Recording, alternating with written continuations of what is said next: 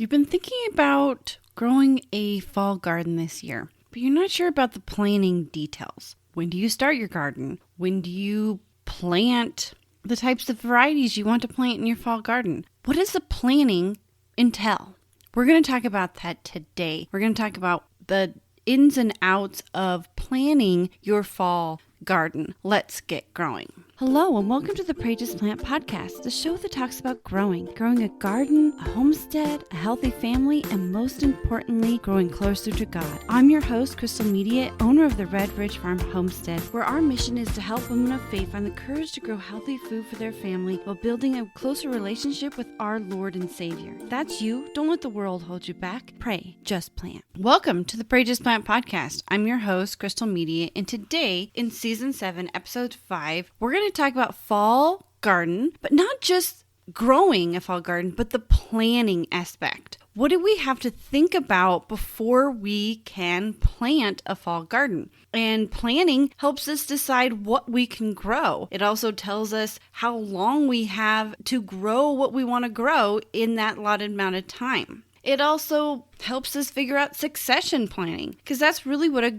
fall garden is. I explained in a previous podcast episode about really what a fall garden is and the benefits of a fall garden, and I'll put the link to that episode in the description below or in the show notes. But today we're going to talk about the ins and outs of planning a fall garden. There's a lot of intricacies or details that need to be figured out so that you can not only plant a fall garden, but be sure that that fall garden will come to harvest before your first frost or winter comes. So let's kind of talk about what a fall garden is, just really quick. A fall garden is any garden that you plant after a spring and summer garden. Spring garden is things like your peas and your cold hardy plants, the things you plant right away before your last frost. Then a spring garden are all those heat tolerant plants like your tomatoes and your cucumbers that really love the heat, and your corn. And that's your summer garden. So fall garden is what you plant after the summer garden has come to harvest, or even that spring garden has come to harvest. But if you really want to get into details, be sure to check out that podcast episode, and I'll include the link in the show notes. So let's get into the planning. What do we need to think about when we're planning a fall garden? Well, if the fall garden is essentially succession planting and a spring garden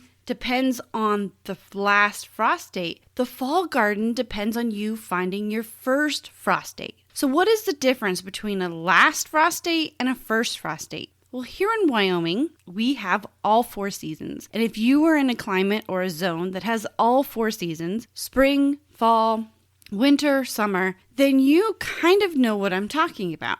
But if you're new to growing and you still live in a place that has all 4 seasons, you may not know these exact intricate dates. First of all, a last frost date is the last frost of the previous winter. So for us here in Wyoming, it's about May 25th. That means that I'm able to put plants out into the garden without any fear of them being frosted. Now, spring varieties can handle the frost, so I can put them in before that date. But I can't put any of my heat-tolerant or heat-loving plants out before that. I need to wait till after it because they won't handle that frost very well. The first frost date is that first frost before winter starts for the next year. So winter months are actually December, January, February are usually your 3 very deep, cold winter months, at least here in Wyoming. March, April, May are our spring months. March is when we're starting to warm up. The days are getting longer. The grass begins to grow and turn green about mid-March, late March. April is usually when we get just a little bit of rain, but everything's still warming up and getting growing. April is usually when I can start putting out some cold hardy plants. May is usually when we start getting all of our good rain, and June is usually when all our flowers start growing. So that saying, April showers bring May flowers, doesn't really work here in Wyoming. It's more of May showers bring June flowers. So June is that's my spring months. Now summer is July, August, September. And that is because my last frost date, or my first frost date, is September 15th. That means that if I'm planting a fall garden and I'm choosing to use a variety of plant that will not tolerate the cold, I need to make sure that that plant comes to harvest and is ready to pick and go to bed and be done before that September 1st frost date, September 15th for me. So you can easily look up this information, and I will include a link in the show notes that will take you to a website page that you just put in your zip code if you're in Wyoming or in the United States, and it will give you your estimated first frost and last frost dates. So this will help you do a lot of garden planning. It'll help you even get an earlier start in the spring because it'll give you some dates of when your last frost will be, and it'll also show you when your first frost will be so that you can make sure that you're planning your fall garden. Now, if you're doing something like cold hardy plants, which are a little harder to germinate in the summer, yes, fall gardens are planted in the summer months, then you're okay because they will tolerate going past that first frost date, just like the cold hardy plants did for me in the spring. Now, the next step of planning, once you get that date, is you count down the days. Because every plant, every thing you grow in the garden has a certain amount of days to harvest or days to germination, and we're going to talk about that in just a minute. But you need to count down the days from whenever you're planning that garden, whenever you're listening to this episode, whenever you're thinking about doing all the pencil work and planning it out, you need to write down and figure out the difference in days between that first frost date and today. So if I have 45 days, if I use Google, and that's usually what you can do is you can just type into Google how many days from today to whatever your first frost date is. And it will tell you 45 days or 60 days. Usually a fall garden is best planted and started getting figured out 15 weeks before that date, because you can also figure out your weeks. That's going to give you time to wrap up things in the garden, like some summer or spring crops, and start getting some things germinated and started, so that you can start getting that fall garden moving forward. Now, maybe you've sat down, you figured out your 15 weeks, and you're past that. That is perfectly fine too, because what you're going to do is you're going to know how many days, and you're going to take that how many days, and you're going to translate it into what you can grow. Package of radish seeds has 30-ish days until from germination to harvest. I think it's about 45 with all of it together. If you have 45 days from now until your first frost date, you can grow radishes. What about broccoli? Well, maybe you only have 45 days, but you can go beyond that first frost date and grow broccoli. So maybe you still have plenty of time to grow broccoli, and you can always use season extension. Season extension means that you're going to be protecting those plants with row cover, or even if you had a mini greenhouse or something like that, or even cold frames where it usually is a box with a window on top. If you're growing something in there and then you are going past that frost date, you can shut up the windows on those cold frost dates and still probably grow into the fall. Knowing this date and counting backwards or counting down the days from today when you're listening or when you're planning to your first frost date is going to help you figure out what you can grow. And we're going to talk about days to germination and days to harvest so that you can figure out what is available in detail for you to grow in a fall garden in just a moment. But right now, it is time for the tips and tricks segment of this episode, where I share a few bonus tips and tricks I use here at Red Ridge Farm Homestead. This week's tip is brought to you by the Planning Beyond the Harvest handbook. This handbook was designed to help you get your harvest onto your family's plates. We grow all this delicious food, and sometimes in the garden planning, we forget about the harvest and beyond the harvest. This workbook will walk you through the 5 steps that I use to get beyond the harvest. You can grab your copy at redridgefarm.org/resources. Our tip for this week is even watering. When it comes to beating the heat in the middle of summer, our plants need to depend on an even amount of water. And what I mean by that is we can't go with the fast and famine type of watering. and especially if you are battling blossom end rot in your garden. Because essentially, water is what is the medium in which all the nutrients from the soil travel into your plants. So if you use a feast and famine type watering system, and that means you water on Monday and you water a really long time, maybe a good hour or a good 30 minutes, and you soak the ground really well, and then you wait till either next Monday or you start seeing the plants starting to dry out. And usually when a plant is showing that it's drying out, it's been dried out for a couple days. Plants do have a lot of resilience when it comes to lack of water, but when it comes to extreme amounts of heat as well as lack of water, they're going to show the signs that they'll be wilty, and then you water. That's that feast and famine, kind of like you're giving a lot and then they're struggling for a while, and then you're giving a lot of water and then they're struggling for a while. It's better to do an even watering. And what that means is maybe you water every other day, you kind of set up a schedule, but you don't water as long. So you're still getting enough water. Vegetables need about 1 inch of water every week. So if your sprinkler system can deliver a 1/4 inch of water in 15 minutes, then you need to spread out those 1/4 inch to 1 inch across your week so that your plants are never going into the famine for water. What that could look like is Monday you water for a 1/4 inch. Wednesday evening you water for a 1/4 inch. Thursday or Friday evening you water for a 1/4 inch. Sunday you water for a 1/4 inch. You've spread that watering over the whole week, and it brings a more even watering to your plants so that they're not dealing with the stress of lack of water and also dealing with the heat. Now you're still running your water system for the same amount of time, that hour throughout the whole week, but you're creating a more even type of style. And this is going to give your plants a more even growing as well, because when a plant comes under stress, they stop growing. So if you're watering a large amount on Monday and waiting to do another large amount on Thursday, they're going through that feast and famine. And in that famine, they're going to be under stress and they're not going to grow as well for you. Good way to beat the heat for your plants is to do even watering, and it's also a good way to keep consistent growth so that you can get to your harvest date consistently.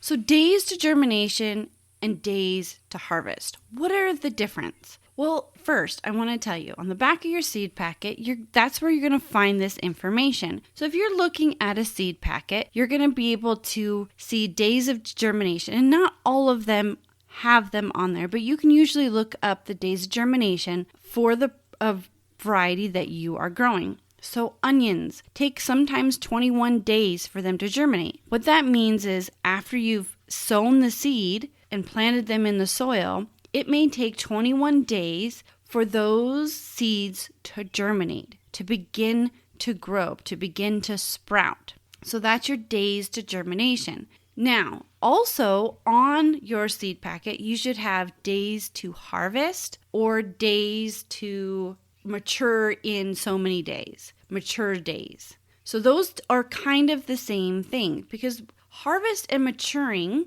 sometimes mean the same thing. It depends on what you're growing. So if you are growing tomatoes per se, then you're probably going to have days of harvest on there, because what that means is usually that tomato will be ready to pick in that many days, turn red and be ready to pick. But is that when the plant becomes completely mature and is ready to pass away? No, that plants will continue to flower more, and you may have several sets of tomatoes before that plant finally says, I am completely out of energy, I'm completely mature, now it's time for me to drop my fruit and be done for the year. That's what annuals do.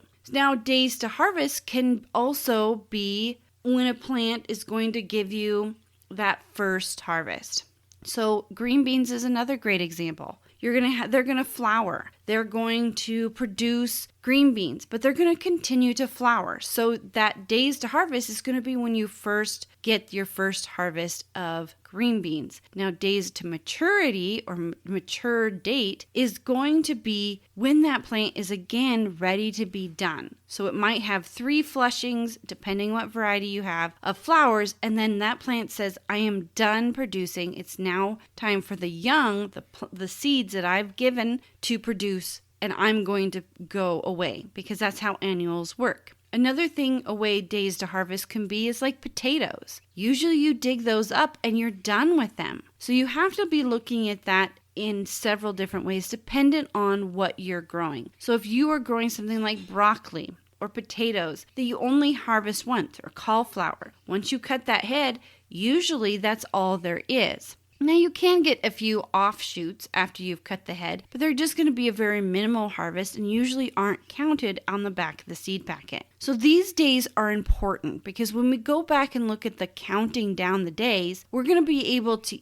add both of these up to figure out if we can plant that variety in our limited amount of time. So if I choose to plant some cherry tomatoes, now, if I've already started the cherry tomatoes, or I go to my local growing center and they already have cherry tomato starts, then I can look at that as the 6 weeks or 8 weeks that I would need for them to get out in the garden. So that's going to be counted as well, but you've already reached that time. So when it comes to days to harvest, you're going to have to really figure out, if you buy your seedlings, for sure, how long they've been seedlings to help you calculate that. But if you're starting from seed, you're going to be able to count the days. Now you can go off the seed packet and say, okay, tomatoes are 7 to 14 days. I'm going to say 14 days and then count forward their days to maturity. Say it's usually 80, 90. You add those two together, you get the whole amount of days it's going to take for you to get to that harvest. Now, if you keep track a little bit more detailed and you actually watch your seeds germinate, then you're going to be able to have a little better calculation, because everything on the back of a seed packet is estimated, just like your first and last frost date are estimated. We don't really know exactly when something is going to germinate because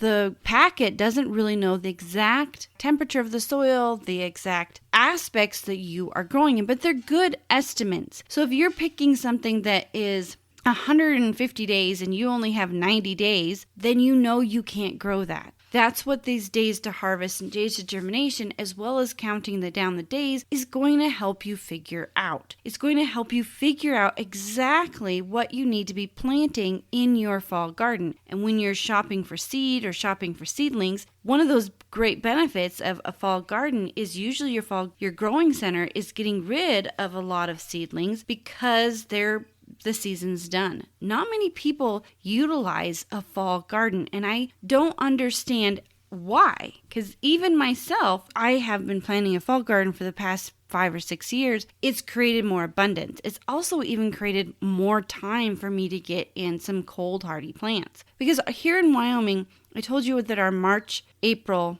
May is our spring, and that May 25th is when I can get out growing in the garden. That means I have a very cold spring and usually very wet. So it's really hard to get out and plant in the garden when the garden is so wet and muddy. So having a fall garden has really helped me grow a few more of those cold hardy plants because now I just have a longer season for them. Because once May 25th hits, we get into June, and by middle of June, we are having 90 to 80 degree temperatures. And if I plant anything late in my spring crops, then it'll be too hot for them very quickly. So a fall garden has many benefits. And if you want to learn more, like I said before, go and check out that link in the show notes. And if you're also wondering what you should grow in your fall garden, no matter what, you can be thinking about cover crops too. But I also have a podcast episode and a blog post that you could check out to know exactly some varieties that you can pull from. You can do the calculations and then you can go right to that blog post and say, okay, these are the varieties I need to be looking for and that will do well in the fall, and then figure out your exact variety using those days to figure out what you should grow. But remember, a fall garden can include heat-loving plants as long as they come to harvest before that first frost date. So we're going to get into making all the calculations and fall garden grow with me in just a few minutes. But right now it is for the Growing with God segment of this episode where you and I dive into the Bible and learn and grow with our Lord and Savior. So today we're reading Psalms 46, 1 through 3. Now if you'd like to read along with me, I'm reading out of the NIV translation. God is our refuge and strength, an ever-present help in trouble. Therefore we will not fear, though the earth give way and the mountains fall into the heart of the sea, though its waters roar and foam and the mountains quake with their surging. Psalms again are usually wrote by David. Now, not all of the Psalms are wrote for David, but they are kind of like poems of praise to our Lord. And they're also poems of strength. There's quite a few Psalms that talk about who God is and what he does for us and are his promises. So God is our refuge and strength, an ever-present help in trouble. On our growing journey, things can happen. The earth and the nature and the clouds can bring storms. The water can flood. There's so many things that can happen in our growing journey that are completely out of our control. Same comes to not only our growing journey, but life in general. There's so many things that we wonder, why did that happen? Why do these things happen? And they happen because of the world we live in. But if we remember when it comes to strength, that we do not always have to depend on our strength to get through these things, that we have someone else to depend on. And then not only is he our strength, but he is our refuge, that he is there to help us in all trouble, in every trouble. How can you face that new trouble now? How do you look at it? Do you still have fear? Do you still look at it from a place of confidence that you're going to get through it? Yes, that trouble is going to come, but that you are going to get to the other side because God is with you. God is your refuge and he is your strength. I'm going to read Psalms one more time, and I want you to be thinking about that through this week. How do you approach the troubles in your life when you know God is on your side? Do you approach them differently? Does he give you an inner strength that you really didn't even think that you had? Think about some past troubles that you've been going through, or even things that are worrying you right now, and try to look at them through this verse. Try to look at them from the refuge of God. Psalm 46, 1 through 3. God is our refuge and strength, an ever-present help in trouble. Therefore we will not fear, though the earth give way and the mountains fall into the heart of the sea, though its waters roar and foam and the mountains quake with their surging. So back to making these calculations. Now, I've talked about how you can go to the show notes and find a few links to find your first frost date and your last frost date, and that you could use Google to count down the days. But there are actually tools that you can use for garden planning. And I use a lot of these tools in my garden planning basic course that I shared a few months ago. But I'm also including a few more tools to help you make all of these calculations a little easier in this new Fall Garden Grow With Me course. Now, this Fall Garden Grow With Me course is a course that is brand new. It is something that I've never really thought about doing, but would be amazing and brilliant to bring you guys along with me on my journey. Now, I share my journey, little snippets and bits on Facebook and Instagram, but what if you could come along with me through my week of planting and my weeks of planting a fall garden? We would go through every single step, and we would start with what a fall garden is, and the planning would be the first week. The next week, we'd be talking about actually getting seeds in the ground or growing seeds that maybe can't grow well in the heat of the summer, but I have some tips to help you get them still to germinate and still to grow well for you. And you walk along with me through this journey. And not only do you get a few videos every week of instructions of what to do, but every week you get a Q&A segment where you can come and join me and others that are growing together in a community, growing a fall garden. And you can ask your questions. That is an option for you to get some of those calculations done. Now, you can also do the calculations very simply by using the links that I'm going to share in the show notes. And you're going to calculate exactly, I'm going to recap the steps. First, you're going to find your first frost date. Then you're going to count down from the day that you are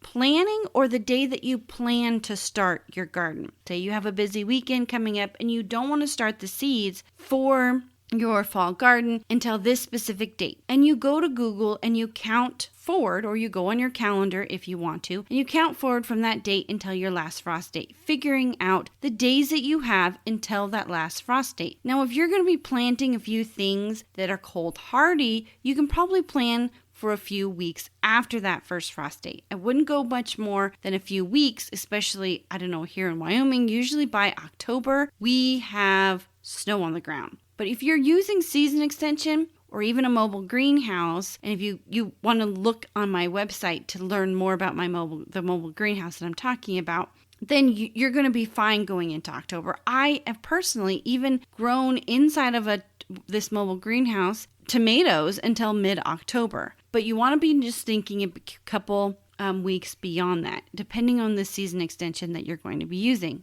You make those calculations, and then you're going to have to look at your varieties. Now, in that fall garden grow with me, we're going to do all of these calculations together. We're also going to be looking at varieties and what you could plant, and we're even planting cover crops. Cover crops are an amazing addition to a fall garden because not only are you growing something, you're not leaving the soil bare, but you're growing something that's feeding the soil. And remember, we are stewards of the soil first before we are growers of fruits and vegetables. That is a really quick recap of what you need to do to grow and plan a fall garden. And I would love for you to come and join me in this course of growing a fall garden with me. Now, this course is becoming available July 1st through July 8th.